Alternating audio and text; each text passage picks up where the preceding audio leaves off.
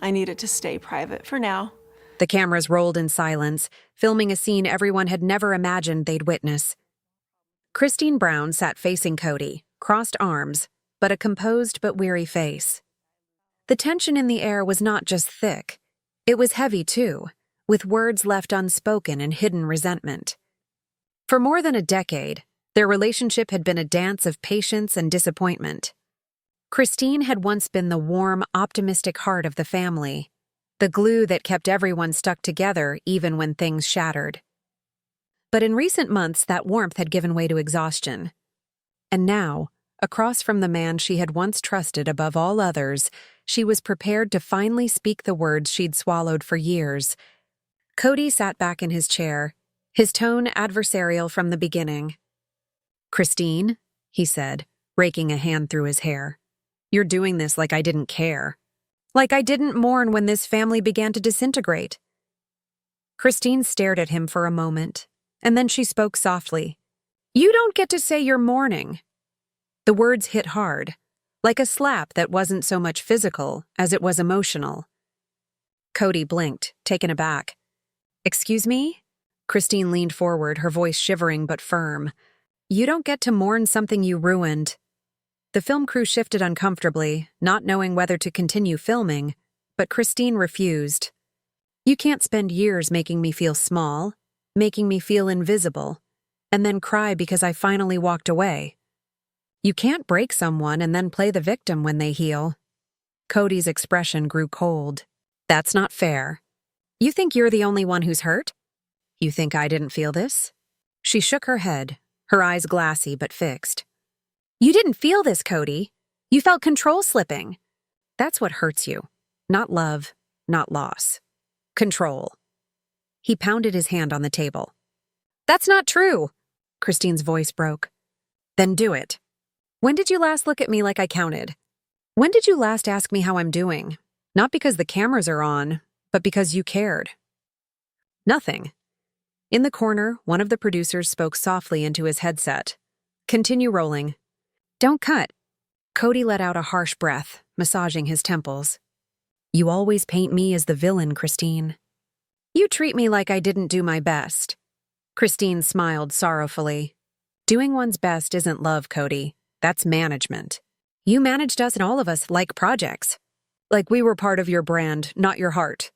For a moment, Kody remained silent. His anger had receded just far enough for the truth to hurt. Kody went on, speaking more softly now. "You were mourning the picture, not the individuals. The concept of an ideal family, not the family." Kody leaned back in his chair, his tone lower. "You think it was easy for me? You think I wanted any of this? I dedicated my life to this family." Kody nodded. "So did I. The difference is, I dedicated my heart too." That line hung suspended in the air like smoke. Behind the cameras, Janelle sat in the monitor room, her eyes welling up in tears. She knew this was going to happen. Kody had been keeping all this bottled up for years, and now all the emotions were pouring out like a dam that couldn't be held back. Kody turned her head away, her hands shaking. "You know what's ironic? I used to pray that someday you'd see what you did to me. But now I don't need you to. I just needed to stop pretending it didn't hurt." Kody swallowed painfully, his voice cracking. "You're making me sound like a monster." She stared him straight in the eye. "No, Kody, I'm telling you what the monster did." The air in the room shifted, thick, charged, almost suffocating. Kody paced, getting up. "You think you know everything. You think you're so innocent in all of this?" Kody shook her head. "No, I am not innocent." "I lingered too long. I kept hoping you'd change. That's on me, but now I'm finished paying the price for your errors." He spun around, his face flushed, his eyes watery but furious. "You're leaving like none of this ever mattered." She whispered. "No, Kody. I'm leaving because it mattered everything." There was a silence that lasted for a long time. The kind of silence that tells you the truth has been spoken, and there is nothing more to be defended. Kody got up, inhaling deeply. "You don't get to tell me you're grieving, because I was the one grieving when you were still present." The crew froze. Everyone recognized that this was not the same. Not another reality TV argument. Not a scripted fight. This was the reality at last breaking out after all the years of silence. Kody returned to the table, beaten, looking at the table. Christine approached the door, her voice so softly whispered. "You lost me a long time ago, Kody. You just never even noticed until I stopped waiting for you to care." She pushed the door open and went out, the chilly Flagstaff air embracing her like a wave of relief. For the first time in years, she was able to breathe. Behind her, Kody remained seated alone, the closing of the door ringing out through the deserted house. At that moment, something shifted, not only in their relationship, but in the Brown family's very narrative. For the first time, the silenced one spoke. And the man who always had the last word had no words left. The next morning after Christine confronted Kody was like a storm had passed, but the devastation was still evident everywhere. The house was too quiet, nearly hollow. Every noise, from the stairs creaking to the clock ticking on the wall, reverberated through the emptiness. Christine stood in the kitchen, a cup of coffee growing cold in her hands. She hadn't slept. Not because she regretted what she said, but because she could still hear the echo of her own voice telling Kody, "You don't get to tell me you're grieving." It had been growing for years. Resentment in the guise of patience, fatigue in the guise of commitment. She would wake up each morning telling herself that things would improve. That perhaps today Kody would regard her as he once did. But at some point along the way, she came to a harsh realization. He did not see her anymore. He only saw a commitment. Across town, slumped in his car beside Robyn's house, Kody clenched the steering wheel so hard his knuckles whitened. His phone vibrated every few seconds. Producers, texts, missed calls, but he didn't stir. He relived the conversation in his head again and again. Christine's words had struck deeper than he cared to admit. "She's twisting it," he growled under his breath. "She always twists it."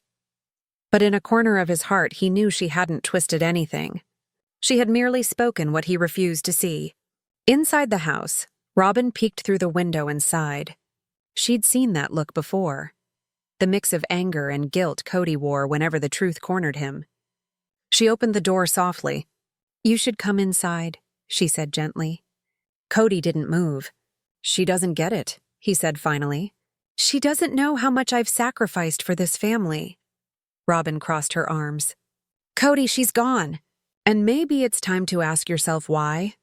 He looked at her sharply. "You're taking her side now?" "I'm not taking sides," she said.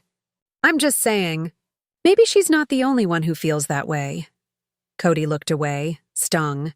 In the house with Christine, the names of the other wives remained on her phone. She looked at the group chat, the same one that had gone quiet for months.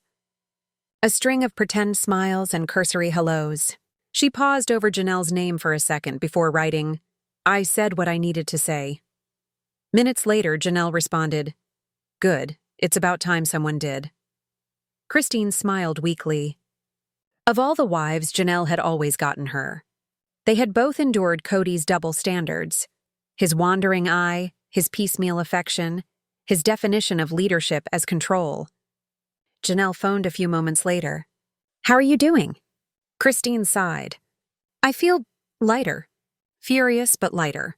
I didn't know how heavy it was, bearing all that silence." Janelle's voice softened. "You spoke for all of us, Christine, even the ones who won't admit it." Christine closed her eyes, allowing the words to penetrate. For years, she'd been led to believe that her feelings were weaknesses, that needing love, consistency, or attention was selfish. But defending herself? That didn't feel weak. It felt like waking up. While TLC executives were abuzz in the meantime, that confrontation footage was rough around the edges, charged. The sort of raw moment no one would ever forget. Christine's quiet fortitude in the face of Kody's rage would play out in next season's trailers. For Christine, though, it wasn't television. It was real life. It was the destruction of one life she had established, and the creation of one she had never imagined that she could have. Later that day, Kody met with a producer at a small restaurant, his voice low but tense. "You're not going to air that, are you?" "That scene. It makes me look like a monster." The producer hesitated. "Kody, people deserve to see what really happened." Kody nodded his head. No, they don't grasp context. They don't understand what it's like to head this family, to hold everybody together when they're drifting apart. Christine walked out because she lost faith in us. The producer regarded him intently. Or because you lost your ears. Kody's jaw clenched. He didn't answer. As darkness began to fall, Christine remained on her porch, bundled in a blanket. Wind brought a familiar cold, the same type of cold that once filled the home when Kody retreated into his pride. But this evening that cold felt different. It felt like open space. Freedom. She gazed up at the stars and muttered to herself, I did it. I really did it. At that moment, she was no wife, nor character, nor narrative. She was merely Christine, a woman who had finally found her voice. But elsewhere in town, Kody could not bring himself to release. He scrolled through photographs on his phone, the vacations together, the smiles that now appeared staged, the moments that once were important. He lingered at one photo, Christine and truly, her face beaming. For a fleeting moment, he glimpsed what was lost to him. So he turned off his phone and grumbled, She'll return? They always return. But somewhere in him, he knew this was different. The quiet wasn't only between them anymore. It had invaded the whole Brown family. Calls went unchecked. Messages went unread. Even Robyn's words of encouragement rang hollow. Christine had crossed a line, and everybody felt it. She wasn't simply walking away from Kody. She was walking away from the notion that she ever required his permission to be complete. As the camera pulled back, the two sat in different houses, the same city, the same evening, yet worlds apart. And as the screen went black, Christine's voice whispered softly in a post-interview cutaway, I used to believe that leaving was failing. But staying when your soul is urging you to leave, that's the actual failure. The following morning, Flagstaff felt colder than it normally did, not just owing to the weather, but due to the emotional tempest raging within the Brown family. The news of the confrontation by Christine had traveled faster than anyone had anticipated.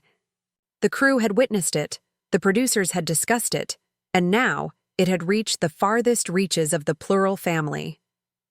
Meri called first. She sounded guarded, uncertain whether to be supportive or judgmental. Christine, she started quietly, I watched the tape. Christine let out a breath and gazed out of her window at the pale morning sun. Of course you did. Everyone did, Meri wavered. You actually told him that? Christine's eyes returned to the phone, her tone steadfast but level. Yes, Meri, I did. Someone had to. There was a pause on the line, then a sigh. You know how Kody is. He's going to spin this. He's going to make it seem like you're the one who left him. Christine let out a sad laugh. He's been rewriting my narrative for years. I'm just taking the pen back. For one aching moment, Meri did not move. The gravity of that sentence hung in the air. You're braver than I ever was, she whispered before she hung up. Down at the other end of town, Kody was stroking the carpet of Robyn's living room. His temper had been brewing since dawn. They're making me out to be a monster, Robyn. As if I didn't do everything for them. Robyn attempted to soothe him, but her eyes gave away fatigue. Kody, perhaps it isn't a matter of how much you gave.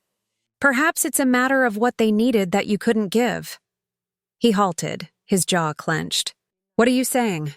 Robyn breathed in deeply. Love, Kody. They needed love, not management. Not control, just love. Kody laughed derisively. You sound just like her now. Robyn's voice broke. Perhaps she was correct. That sentence cut through the noise like a knife. Kody did not speak for a full minute. His chest inflated and deflated with deep breaths as he glared at the ground. Christine, on the other hand, was meeting Janelle in a quiet little cafe, their sanctuary from the cameras. They had been meeting there for months, a calm place where they could talk freely without Kody's presence hovering over them. Janelle swooped into the booth, her coffee still steaming. Ready for the fallout? Christine smiled weakly. It's already arrived. They sat in quiet for a moment before Janelle leaned in. He's losing it, you know. He called me last night, angry, ranting. He said you embarrassed him. Christine rolled her eyes. He embarrassed himself. All I did was stop covering for him. Janelle nodded. You didn't just talk for yourself, Christine. You talked for all of us who've been faking that everything's okay when it isn't. Christine gazed down at her hands, toying with the coffee cup. Do you think he ever will get it? No, Janelle answered bluntly. Because that would be admitting he's in the wrong. And Kody doesn't admit to being wrong. While they spoke, the producers at TLC were compiling the footage for screening. The confrontation scene was being debated at every production meeting. One of the executives reclined in his seat and stated, "This is it. This is the defining moment of the season." Another put in, "It's not mere drama, it's truth. Raw, real truth." They all knew it. Christine's quiet strength had turned the tables. What was previously Kody and his wives now became Christine's story. That afternoon, Kody decided to shoot his confessional segment. The crew rolled out the lights, the camera, and the trademark beige backdrop. But this time, Kody didn't sit quietly like before. He was agitated, pacing behind the chair, ranting before the cameras even began rolling. "I gave everything for that woman," he fumed. "I sacrificed time, energy, my dignity, all for this family. And now I'm being painted as the villain?" The producer behind the camera spoke gently. "Kody, people just want your side of the story." Kody sat down, still seething. My side doesn't matter anymore. They've all decided I'm the bad guy." He looked straight into the lens, his voice trembling with anger. "Christine wants to act like she's a saint? Fine, let her. But she's not the only one who's hurting." His eyes welled up as he went on. "She says I don't get to grieve. But I've lost everything. My family, my reputation, my control. If that's not grief, then what is it?" The camera operator and the producer shared a look. They knew this was gold for the show, but behind the camera, it was heartbreaking. At home, Christine was cooking dinner for Truly when her phone began to buzz. Glimpses of Kody's tirade were already leaked on the internet. Viewers had begun taking sides, hashtags trending within hours. Team Christine, to Kody meltdown, to truth hurts. Truly glanced away from her drawing. "Mom, are you okay?" Christine smiled gently. "Yeah, honey. I think I'm finally okay." But later that evening, sitting by herself on her porch, the load came back. Everything she had spoken, everything truth she had let loose had its repercussions. It wasn't her story any longer. It was the family's history unraveling before millions. And no matter how much she craved peace, she knew Kody wasn't finished. Somewhere across town, he sat brooding in the dark, phone held tight in his hands, scrolling through posts. The whole world watched his demise unravel in real time. His pride had been his shield, and now it was faltering. He put down his phone and cursed under his breath. She's free. She has no idea what's next. It wasn't about love anymore. It was power, perception, and who would control the story when the dust settled. The next installment would alter everything, not only for Kody and Christine, but for all those wrapped up in their drama. The boundaries between truth and manipulation were becoming obscured, and for the first time, even the viewers didn't know who to trust. When the screen went black, Christine's voice could be heard faintly in an off-camera recording by a producer. Let him mourn the picture he lost. I'm finished mourning the life I never had. The days following the confrontation had been like aftershocks of an emotional earthquake. Calm on the surface, but deep down, everything was still moving. Christine had also stopped shooting for a while, requiring space to catch her breath, to be something other than Kody's wife, or the ex. She was discovering again the version of herself that existed before all of the expectations, before the constant justifications. But Kody couldn't drop it. He couldn't allow it. His pride wouldn't permit it. He had constructed his entire sense of self on being patriarch, the one in charge, and now that authority was slipping away from him. One night, as the production crew was getting ready to film another meeting scene with the family, Kody showed up late. His eyes were heavy-lidded, his face icy, his body agitated. Janelle, already sitting beside Christine, picked up on it right away. Christine leaned over to Janelle and whispered, "He looks worse with every time I see him." Janelle agreed. "Because he is no longer fighting for love, Christine. He is fighting to win. When the cameras started rolling, Kody didn't even glance at Christine. He sat down, his eyes fixed on the producers, his jaw firm. Let's just get this over with. The producer, forgetting to keep a calm tone, stated, Kody, we just want to discuss where we are. Fans have been inquiring. Kody cut in harshly. Fans? You mean the fans who believe they know all about my life? They only perceive what she wants them to see. Christine spoke in an even tone. They perceive what we all experienced, Kody. You can't censor the truth. That pushed him over the edge. You don't get to play some sort of victim here. You ripped this family apart. Christine didn't bat an eye. No, Kody, you did when you stopped coming. I just quit pretending that was fine. The room froze. Even the camera crew stopped rolling. Kody leaned forward, his eyes furious. You're rewriting history. Christine met his gaze. No, I'm finally writing mine. That moment, that exact second, was when the balance of power shifted completely. The man who once controlled the narrative, who dictated how every argument ended, realized he'd lost it. Janelle's voice broke the silence. Kody, we're done living in your version of reality. You've been lying to yourself for years. Kody turned on her, incredulous. You two? You're just going to side with her? Janelle sighed. It's not about sides. It's about truth. And you've been running from it since the day you chose one marriage to be more important than the others. He glared at both women, his breathing labored. You're both ungrateful. You don't know what it takes to head a family like this. Christine shook her head slowly. No, Kody, you never headed a family. You ran a system that kept you comfortable. His face turned red. That's not fair. Christine's voice softened, but her gaze was unyielding. Neither was being treated like an option.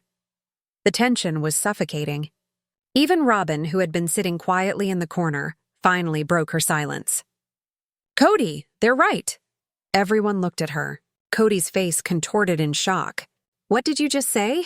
Robyn's eyes dropped, her voice shaking. You pushed them away. You pushed all of us away. You wanted control so badly that you stopped seeing us as people. Kody's mouth dropped open, but no sound escaped. The man who never lacked an answer, a reason, finally had none. The producer hissed, Keep rolling.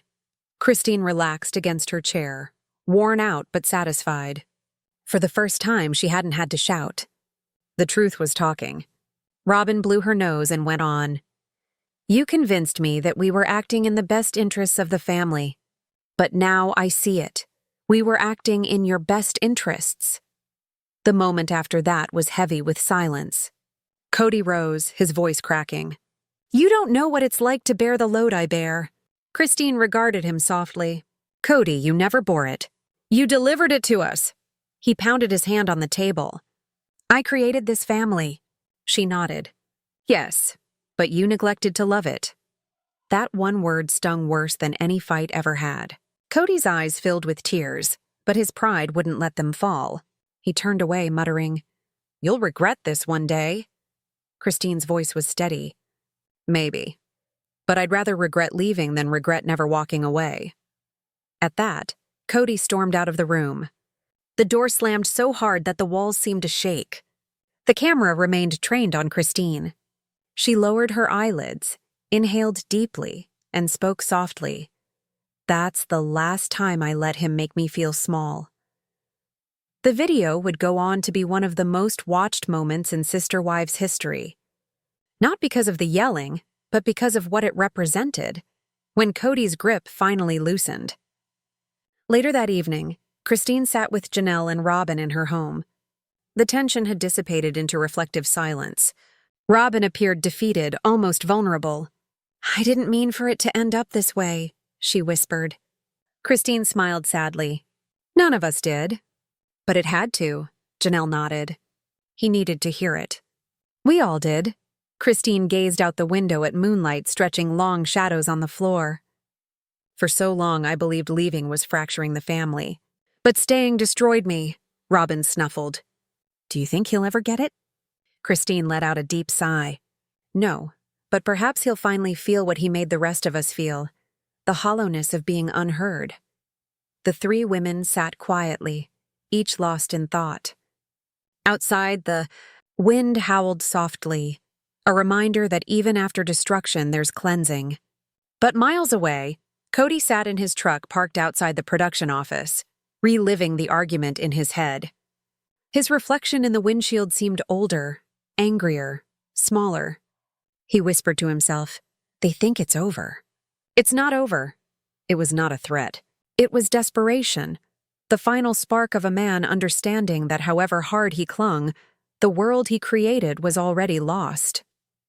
And as the screen went dark, a lone line flashed. When control crumbles, truth takes its place. The atmosphere in Flagstaff was thick, as if the city itself was aware something was coming to an end. For years, the Brown family had represented that abnormal love and that complicated loyalty. But now the book was closing, not with the resonance of unity, but with the reverberation of silence. Christine stood outside the courthouse, her coat zipped up against the wind. She'd been here before, not for courtroom struggles, but for times that tried her resolve. This time, however, it wasn't fear that filled her chest. It was peace. Janelle stood by her side, holding a pile of papers. "Ready?" she asked quietly. Christine nodded. More than ever. In the courtroom, tension was palpable. Robyn occupied the distant corner of the room, her tears smudged on her red face.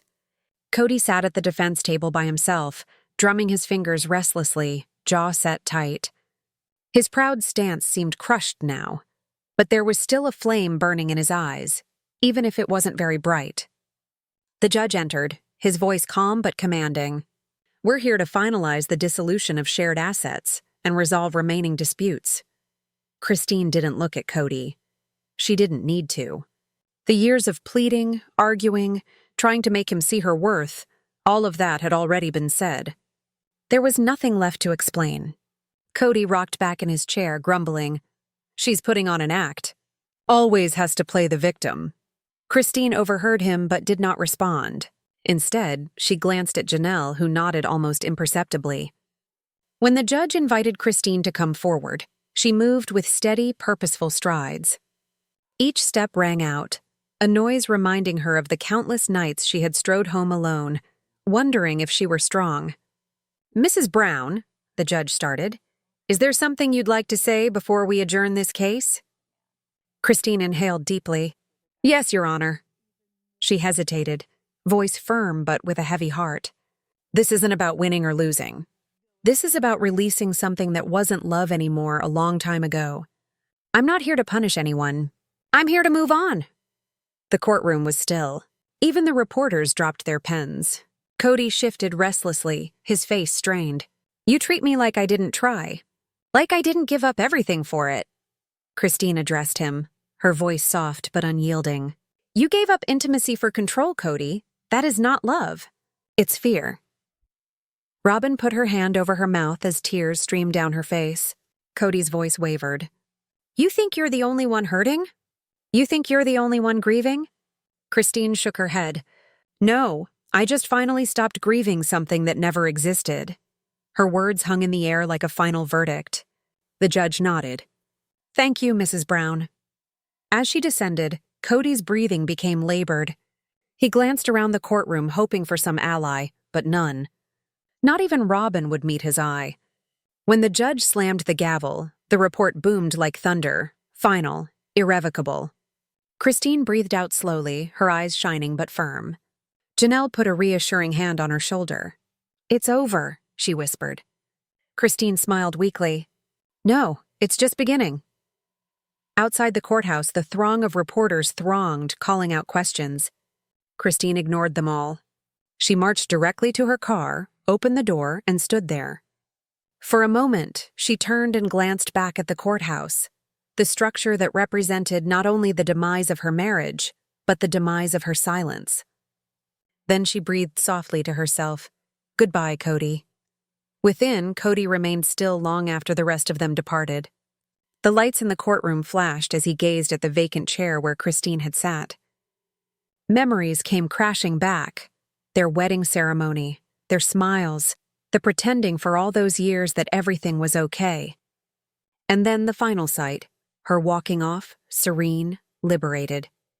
Robyn moved softly toward him. "Kody, let's go home." He refused to look at her. "She left, Robyn. She actually left this time." Robyn hesitated. "Maybe that's what she needed to do." Kody turned to her, eyes red but searing. "And what am I going to do now?" Robyn's response was a mere whisper. "Learn to be alone." He winced as if she'd hit him. Outside, Christine and Janelle disappeared into the distance in silence, the sun finally breaking through the clouds as they hit the outskirts of town. The mountains seemed to stretch endlessly, great and wild, just like the future ahead of them. Christine rolled down her window, the wind blowing through her hair. "Do you ever wonder what next is?" she asked. Janelle smiled. "Every day. But today, I'm not scared of it." Christine nodded, her eyes blazing with the tears she wasn't afraid to cry. "I thought love was about clinging. I know now that it's about knowing when to let go." The camera pulled back as the two women disappeared into the horizon, the golden light falling on them like a promise. But then, the screen went dim to Kody, sitting alone in the dark, his hands covering his face. On the table next to him was a photo of the whole family, the glass broken down the middle. He spoke softly to himself, voice cracking. It wasn't supposed to end like this. The room remained quiet, apart from the soft sound of the clock ticking, each second a reminder of all he had lost. The episode concluded with Christine's voice in a thoughtful interview, her eyes gentle but unyielding. "I didn't leave to hurt anyone. I left to save myself. Sometimes the most powerful goodbye isn't loud. It's the one where you finally stop waiting for someone to understand why you're walking away." The screen went black with a line of text displayed. The end of an era, and the beginning of peace, and then silence, a silence that expressed all words couldn't.